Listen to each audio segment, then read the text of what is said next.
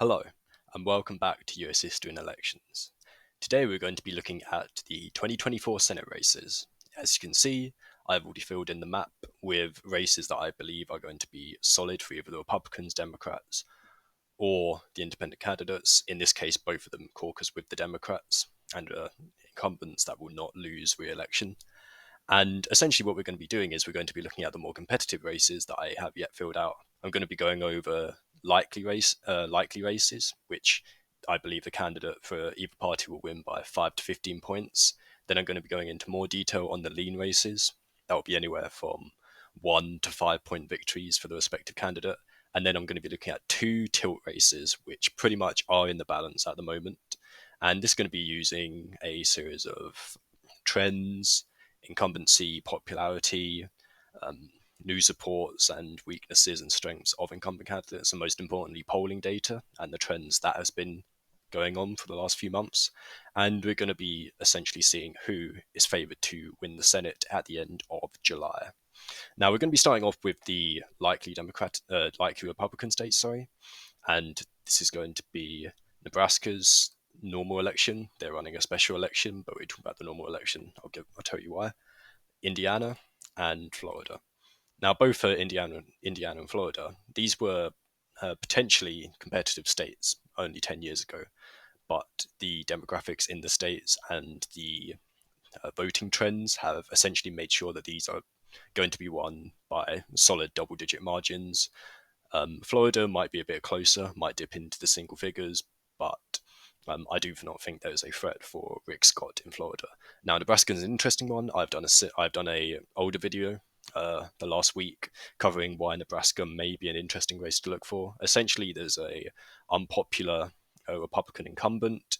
There is a, a a fairly popular independent candidate. It is not clear whether this man would caucus with the Democrats or the Republicans, but I think he is going to run a fairly close race in what is a safe Republican state.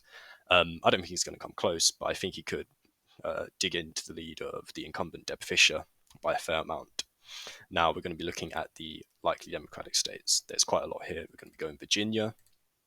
There we go. That's likely. New York, Michigan, Minnesota, New Mexico, New Jersey.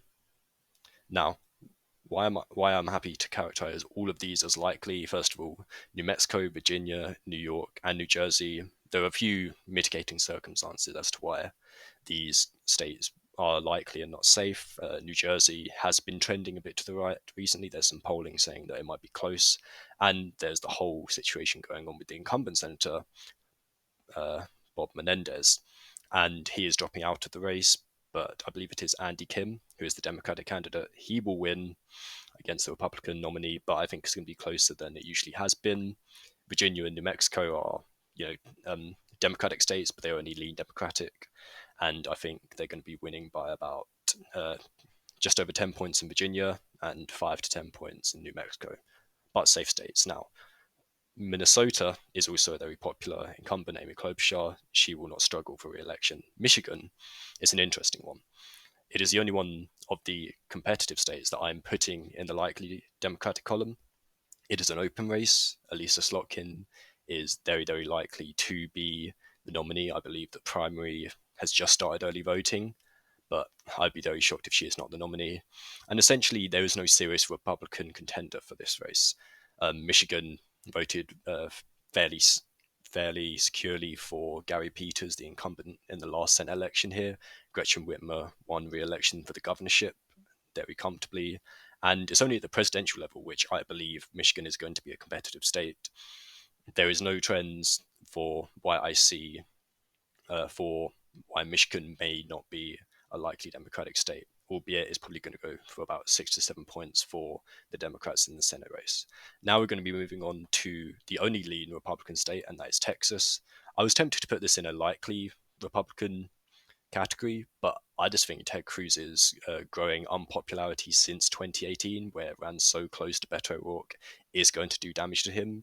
Donald Trump is going to easily outperform him in the presidential election compared to Ted Cruz's Senate election, but I think Ted Cruz is still going to hang on. It could be up to 6 points, it could be as low as 4 points, but I would be very shocked if Colin Howard pulls off a upset race. Now, we're going to be going on to the lean Democratic states, and there are a lot here. Maryland, Pennsylvania, Wisconsin, Nevada, and Arizona. Now, I'm characterizing all of these states as lean. I'm just going to go into the polling data just for a second. And as you can see, it is a sea of blue at the moment. And these are not just narrow ones of +1, +2. These are minimum +3 in pretty much every single scenario of the past week. And that just goes to show that Democrats have been outperforming both President Joe Biden and Vice President Kamala Harris now that she is likely to be a Democratic nominee. For a while. They've been outperforming them for months because pretty much all of the incumbents in Pennsylvania, Wisconsin, and Nevada are fairly popular. They have a strong base, and the Republican candidates are not very strong. The only one I could even consider being a strong candidate to challenge the incumbent is Nevada.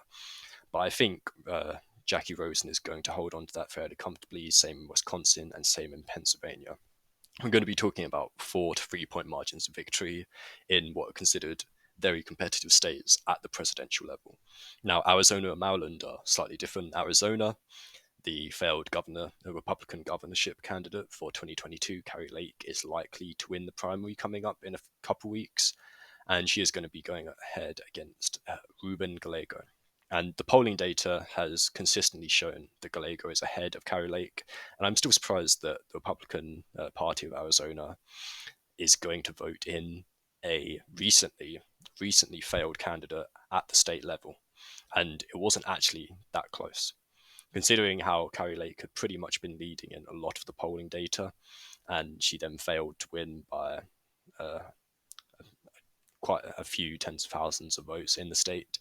It is surprising that Republicans are choosing a certified loser in an election which is very winnable for them. It's an open Senate race. Kirsten Sinema switched to become an independent about a year ago.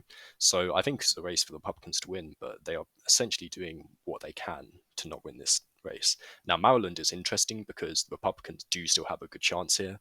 They are now running formula popular Republican governor of the state, Larry Hogan, and I think Alsa Brooks is the strongest candidate to contend with him, and Maryland is a safe Democratic state at every other level. But I do think Larry Hogan is going to run it very close. There's been polling data, and there has been some old polling data, maybe a few months ago before the primary had taken place, that showed that Larry Hogan may do better against Alsa Brooks. But more recent polling data has shown it to be a likely margin. I think it's going to go down to a lean because there's a lot of former Hogan Democrats that are probably going to vote for him. But at the end of the day, I think most Democrats are not going to split their tickets, and I think Alsa Brooks is going to win the open Senate race in Maryland. Now this leaves us with 2 Senate races, and the first one I'm going to characterize is Ohio, and I'm going to put it tilt Democrat. Now, this could be an underestimate. This could be an underestimation because the incumbent senator, Sherrod Brown, is a fairly popular Democratic incumbent in what is now seen as a red state. And there were questions over him winning re-election back in 2018. He did it fairly comfortably. In 2012, there were questions. He did it comfortably. And I think the polling data has been showing him leading by about 5 points on average, which is a very, very strong lead that he's taken in. But I do think that with J.D. Vance, as much as there's questions over how strong a candidate he is as vice president, as Donald Trump's vice presidential pick, he is definitely going to bolster votes down the ticket in Ohio. There's no doubt about that.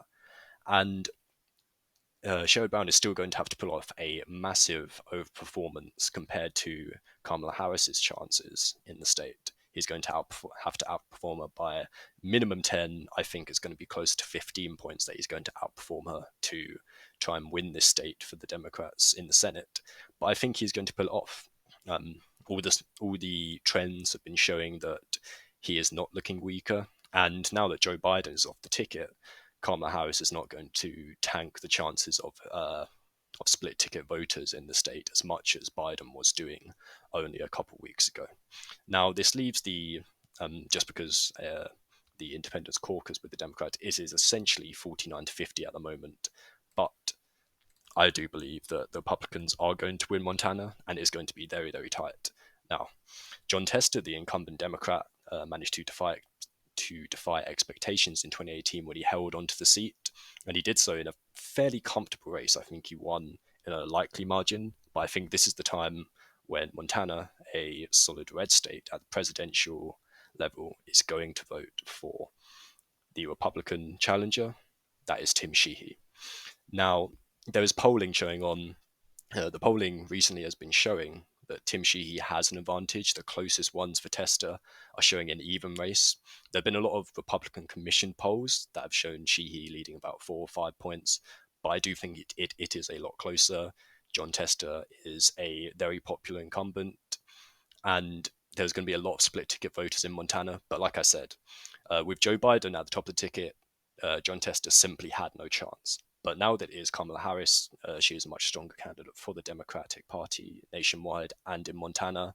The Democrats are still going to lose Montana by over 20 points, which means John Tester has to overperform Kamala Harris's numbers by 20 points. And I think he's going to run it close, but the trends are simply showing at the moment that it's going the wrong way for him. He could, like I said, a tilt margin pretty much means I see it going either way. But at the moment, I would be more confident. And if I was going to put money on this, I would put money on Tim Sheehy unseating the incumbent John Tester. And this would put the Republicans in charge of the Senate, even if Kamala Harris wins on the presidential level, because they would have the 50+1 majority they need.